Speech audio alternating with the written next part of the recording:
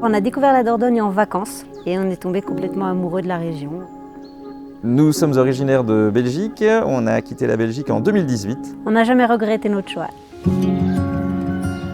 On a fait l'acquisition de cette ferme qui était abandonnée depuis près de 30 ou 40 ans. On n'a jamais su réellement. Il y avait tout à faire, rien n'était habitable, il n'y avait pas l'eau, il n'y avait pas l'électricité. Donc on a lancé la rénovation des 3 gîtes et le maraîchage. Le maraîchage a permis de rentrer aussi en contact facilement avec les gens, de créer du lien directement par rapport à tous les gens que Bruno rencontre, principalement sur les marchés, en vendant à la boulangerie, en vendant à l'école. Tout ça crée un lien incroyable.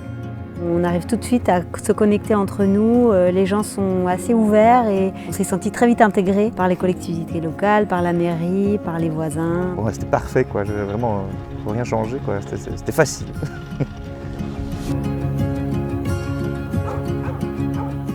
Dès le départ, on avait choisi d'être assez proche de Sarlat parce qu'on voulait profiter de toute l'activité économique, culturelle, etc. de Sarlat. Il y a tout ce qu'on cherche à Sarlat. On retrouve à Sarlat la nature, le sport, le patrimoine, la culture. Que voulez-vous de plus?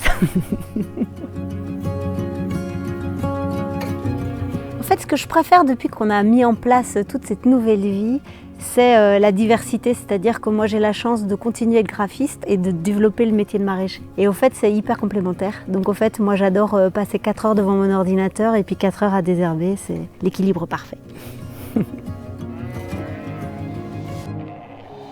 Le temps passe différemment. On fait des journées à rallonge, mais si on veut prendre 1 heure parce qu'un voisin, parce qu'un ami, parce que quelqu'un passe par là par hasard, on peut prendre 1 heure pour discuter avec lui. La valeur du temps qui passe a changé. Ici, tout prend plus de sens et donc tout est plus simple.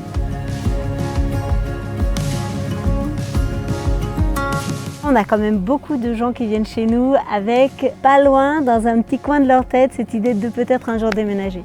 On sent qu'il y a quand même une envie de beaucoup de personnes à quitter certaines zones un peu trop urbaines ou du moins un stress quotidien. On quitte le métro boulot dodo pour travailler beaucoup quand même, mais c'est un travail avec du sens et qui nous prend les tripes.